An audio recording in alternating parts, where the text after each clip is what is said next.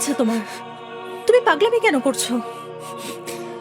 আমার ভিতরে অনেক কষ্ট শ্রাবণী, অনেক কষ্ট। কেন তুমি কষ্ট পাচ্ছ আমাকে বলো প্লিজ। আমারই তো কষ্ট পাওয়ার কথা। এতটুকু বাচ্চা ছেলে চোখের সামনে মারা গেছে, আর আরেকজন হয়ে গেছে খুদি। সবকিছুর জন্য আমি দায়ী, আমি দায়ী শ্রাবণী। মানে শাওন, তোমার জন্য না, এটা ওদের পারিবারিক সমস্যা। তুমি এখানে নিজেকে দায়ী ভাবছো কেন? যা কিছু হয়েছে আমার জন্য হয়েছে। আমি এখনই শ্রাবণী, আমি এখনই। মানে কি বলছো পাগলের মতো শাওন? তুমি কেন খুনি হবে? তুমি তো চেষ্টা করেছো ওদের পাশে দাঁড়াতে, তাহলে তুমি কেন দায়ী হবে বলো?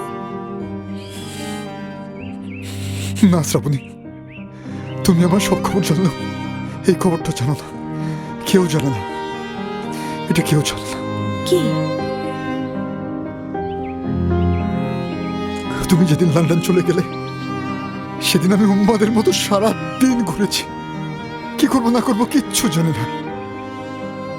রাতে রাতে ড্রাইভ করতে গিয়ে একটা অ্যাক্সিডেন্ট করি।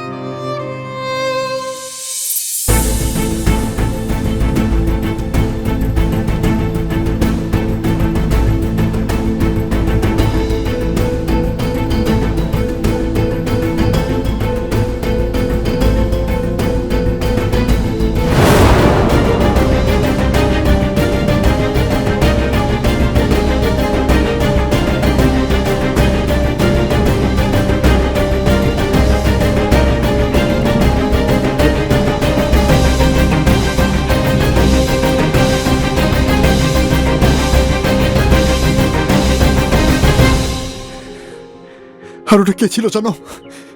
এই দুই বাচ্চার মা।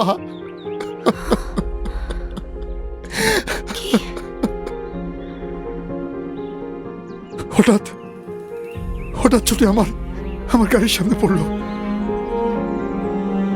আর লোকজন আসছে বুঝতে পেরে আমি পালিয়ে যাই।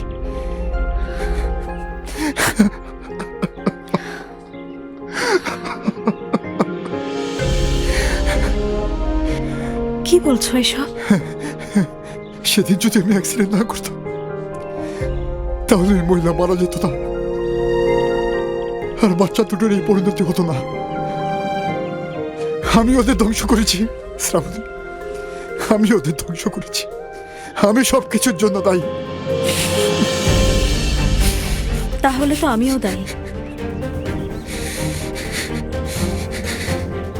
সেদিন যদি তোমাকে ছেড়ে লন্ডনে চলে না যেতাম, তাহলে হয়তো ওই গাড়ির সাথে অ্যাক্সিডেন্টটাও হতো না।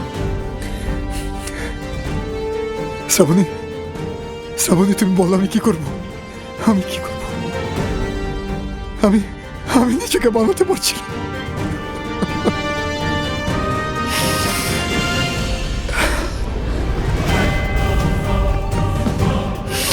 শাওন, শাওন, সবার আগে সিমরানের পাশে দাঁড়াতে হবে। সিমরানের পাশে দাঁড়ানো এখন সবচেয়ে বেশি প্রয়োজন। তাই সবার আগে ওকে জামিনে বের করতে হবে।